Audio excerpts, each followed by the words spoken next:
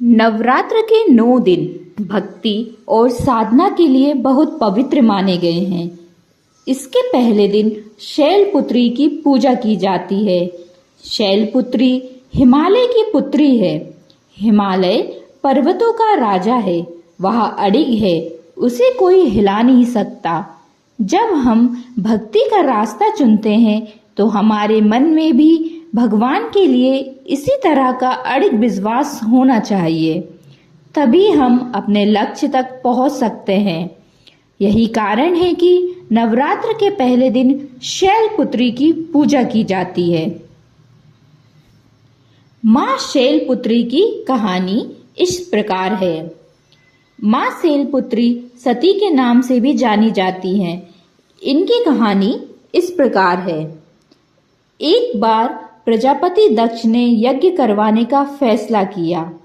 इसके लिए उन्होंने सभी देवी देवताओं को निमंत्रण भेज दिया, लेकिन भगवान शिव को नहीं।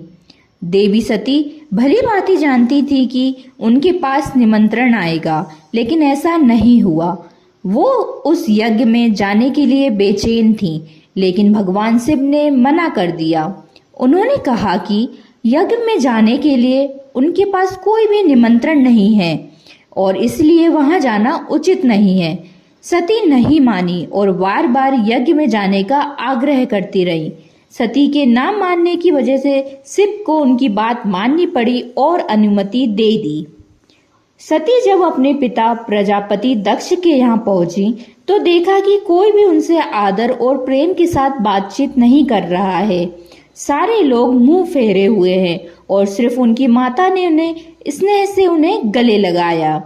उनकी बाकी बहनें उनका उपहास उड़ा रही थीं और सती के पति भगवान शिव को भी तिरस्कृत कर रही थीं। स्वयं दक्ष ने भी अपमान करने का मौका न छोड़ा। ऐसा व्यवहार देख सती दुखी हो गई। अपना और अपने पति का अपमान उनसे सहन न हुआ और फिर अगले ही पल उन्होंने वो कदम उठाया जिसकी कल्पना स्वयं दक्ष ने भी नहीं की होगी। सती ने उसी यज्ञ की अग्नि में खुद को स्वाहा कर अपने प्राण त्याग दिए।